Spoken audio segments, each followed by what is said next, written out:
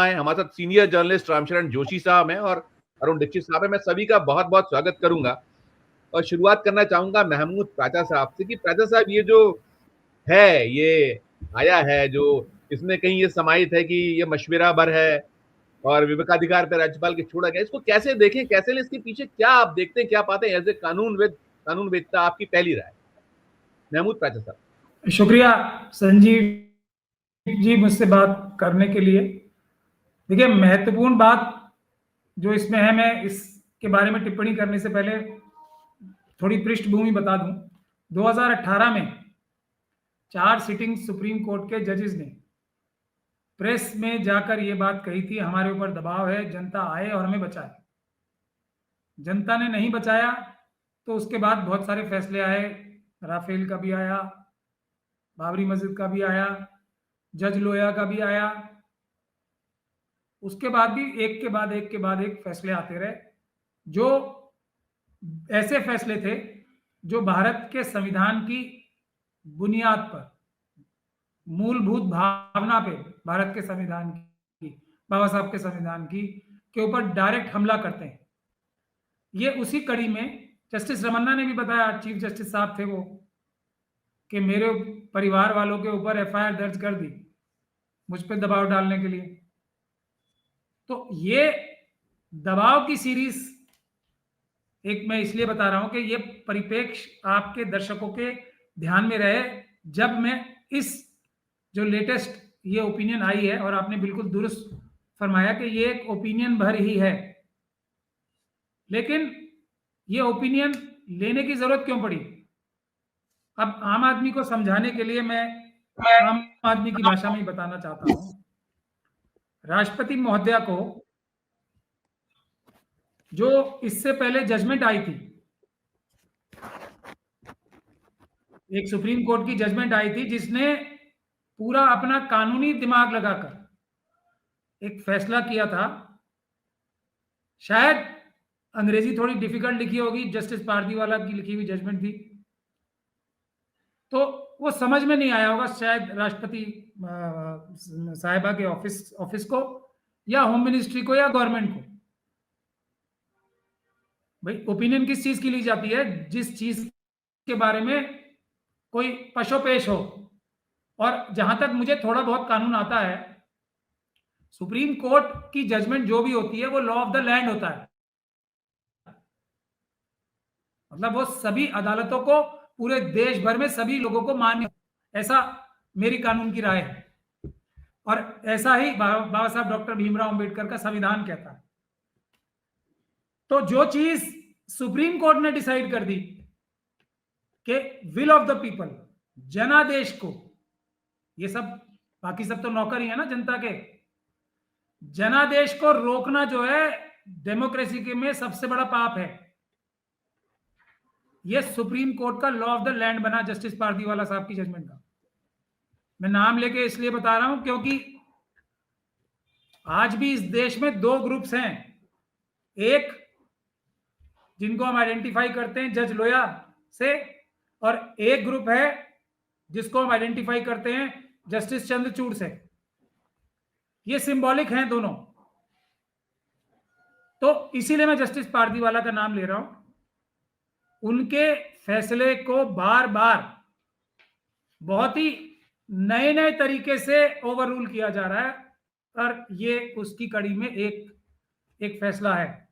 तो अगर अंग्रेजी समझ में नहीं आई किसी को, उसके लिए ओपिनियन लिया जाता है। लेकिन अब इससे नुकसान क्या होगा? क्योंकि ये ओपिनियन ले लिया राष्ट्रपति के ऑफिस ने, महामहिम राष्ट्रपति साहिबा के ऑफिस ने, तो वो इस जजमेंट की इंटरप्रिटेशन ऐसे करेंगे। ये है इसमें, अगर क्रूड लैंग्वेज में बोला जाए कि खेल। जजमेंट साफ है। अब मैं बुनियादी बात पे आता हूं सर। उससे पहले मैं भूल जाऊं तो आप मुझे याद दिला दीजिएगा। अल्टीमेटली फिर मैं जस्टिस गवई के बारे में बताना चाहता हूं कुछ, please. Master of the roster आज तक हैं। इस जजमेंट के परिप्रेक्ष्य में ही बताना चाहता हूं कुछ, लेकिन पहले आपके दर्शकों को कानूनी बेसिक्स में कुछ अर्ज करना चाहता हूं। अब बाबा साहब डॉक्टर भीमराव अंबेडकर ने हमारे देश में सुप्रीम कोर्ट आर्टिकल 32 बनाया ही इसलिए था कि, और कोई भी ऊपर नीचे नहीं है, सुप्रीम कोर्ट एक, अगर देखा जाए बिल्कुल निष्पक्ष होके, तो पार्लियामेंट से भी ऊपर की जगह पे रखा गया बाबा साहब के संविधान में। और उसकी वजह मैं आपको बताता हूं। जनता जनादेश से पार्लियामेंट एक कानून बनाती है, जनादेश से भी ऊपर बाबा साहब डॉक्टर भीमराव अंबेडकर ने संविधान की मूलभूत भावना को रखा है, और उसका गारंटर, जनादेश का गारंटर तो है ही, लेकिन जनादेश संविधान के अनुरूप ही रहेगा, उसकी मूलभूत भावना के अनुरूप रहेगा। इस चीज के लिए सुप्रीम कोर्ट का गठन किया गया है। सबसे महत्वपूर्ण कार्य है फंडामेंटल राइट्स भी इंश्योर करने के लिए। लेकिन बुनियादी बात यह है कि अगर पार्लियामेंट भी कोई गलती करेगी, संविधान के विरुद्ध जाएगी, तो सुप्रीम कोर्ट पार्लियामेंट के उस जो कानून है उसको निरस्त कर देगा। ये बाबा साहब का संविधान है, इतना बैलेंस संविधान है। एक दूसरी चीज जो बाबा साहब डॉक्टर भीमराव अंबेडकर के संविधान ने की है, जो देश को आज तक एक रखी हुई है, और जितने भी मनुवादी मानसिकता के लोग हैं वो इसी डेलिकेट बैलेंस को, इसी चमत्कारिक जो एक धागा है जिसमें बाबा साहब ने पिरो रखा है हमारे देश को, उसको तोड़ना चाहते हैं। उसकी तरफ ये एक बहुत बड़ा कदम है, और वो क्या है? Balance of power. हर राज्य को पूरी आजादी है अपने आकांक्षाओं को, हर राज्य के वासियों को आकांक्षाओं को अपनी उस पूरा करने की अपने हिसाब से पूरी आजादी है, पूरी, कोई बिना रोक टोक के, जब तक के वो भारत पूरा जो देश है उसकी बुनियाद से टकराव ना रखती हो।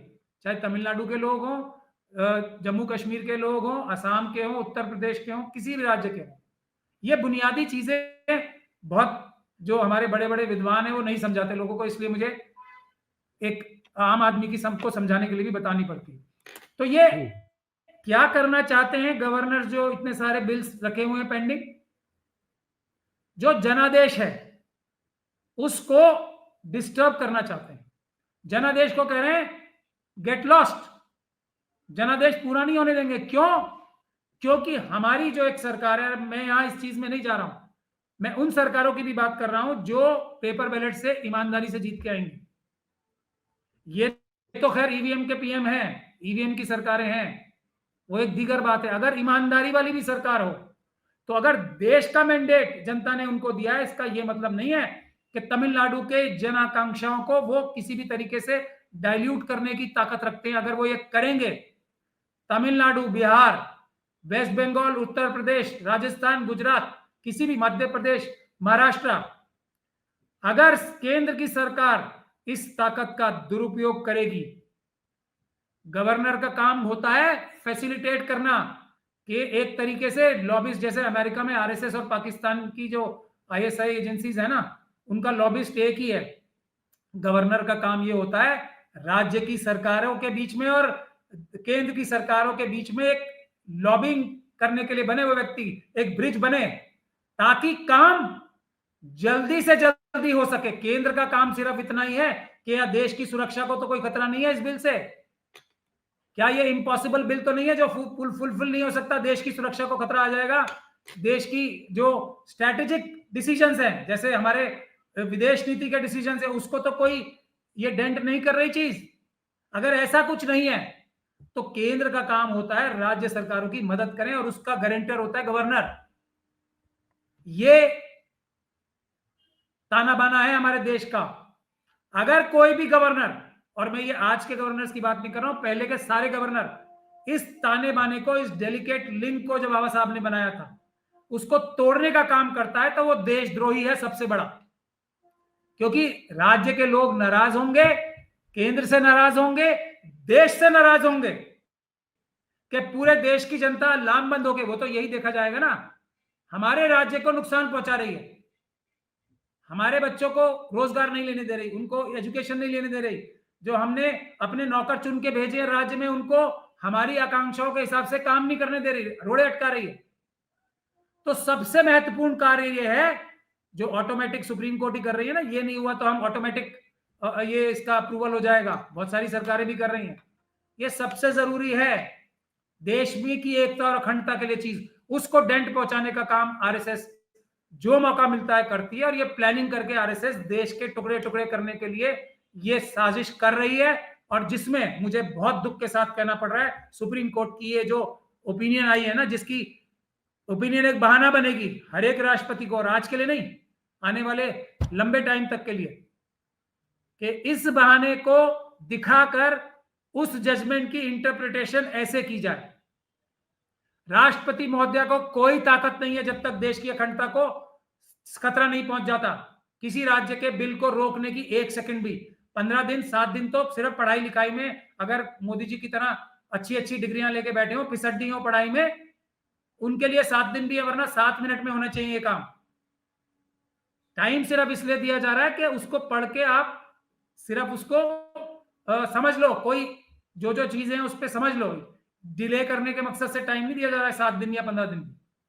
यह बुनियाद है। अब मैं जस्टिस गवाई की बात पे आ जाता हूं। मैंने बैकग्राउंड आपके दर्शकों को समझा दिया, और ये कितना बड़ा हमला संविधान के ऊपर है, देश की एकता और अखंडता के ऊपर कितना बड़ा हमला है। और जो लोग भी इसकी तारीफ कर रहे हैं ना, वो भी कहीं ना कहीं आरएसएस की समर्थन कर रहे हैं। आज मैंने एक न्यूज़पेपर तो मैंने देखा है, कहीं ज्यादा नहीं देखे, बहुत सारे बड़े बड़े लोग इस चीज की तारीफ कर रहे हैं। इसीलिए मैंने ये खोल के आपको सारी बात आपके दर्शकों को समझाई है।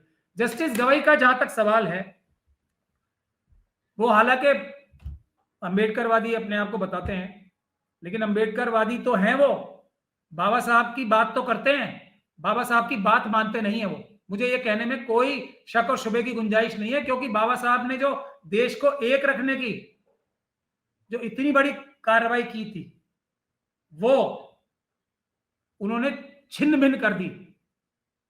एक ऐसी सरकार के हाथ में एक ऐसा वेपन दे दिया जिसका दुरुपयोग पहले से कर रहे थे बिना इस ओपिनियन के भी।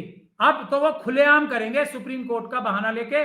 जस्टिस गवाई को इतिहास याद रखेगा बाबा साहब की इतनी बड़ी जो गिफ्ट थी हमारे देश को, एकता को, अखंडता को इकट्ठा रखने की, उसको। एक और चीज, एक चीज और भी है। देखिए परसों जो उन्होंने एक, वो आपने देखा होगा इस फैसले के, ये ओपिनियन है इसके ठीक एक दिन पहले डबल बेंच में एक उन्होंने वो जो ट्रिब्यूनल को लेकर था, उन्होंने उसमें कहीं परिलक्षित था कि नहीं, सुप्रीम कोर्ट के कोई भी फैसले को संसद नहीं बदल सकती। उसे ठीक उलट है, अगले दिन ऐसा देते हैं। उसको भी थोड़ा समाहित कीजिएगा आप, अभी पहले चरण में कीजिए, फिर बाकी से टिप्पणी देकर लौटूंगा। मैं आखिरी बात करके समाप्त करता हूं। दूसरा सबसे बड़ा काम बाबा साहब के संविधान को नुकसान पहुंचाने का जो गवाई साहब ने किया है, वो जो जूता प्रकरण हुआ था उसमें कोई कार्रवाई नहीं होने दी, रोक ली। ये बाबा साहब के संविधान पे उनका दूसरा सबसे बड़ा प्रहार था। और इन प्रहारों का जवाब हिस्ट्री आने वाले सारे समय, और मैं छोटी मोटी बातें तो आपको क्या ही बताऊं, वो तो बहुत सारी हैं, आने वाला हर हमारे देश का नागरिक जस्टिस गवाई को सवाल पूछेगा इन 2 चीजों की वजह से। सुप्रीम कोर्ट की इज्जत जो छिन्न भिन्न हुई जूता प्रकरण में, उसके ऊपर कार्रवाई ना होने देके, और दूसरा ये जो जजमेंट की है उन्होंने, बहुत सारी और भी जजमेंट्स हैं, लेकिन ये सच्चाई है, हमारे सभी लोगों के दिल की पीड़ा है जो मैं रखना चाहता हूं।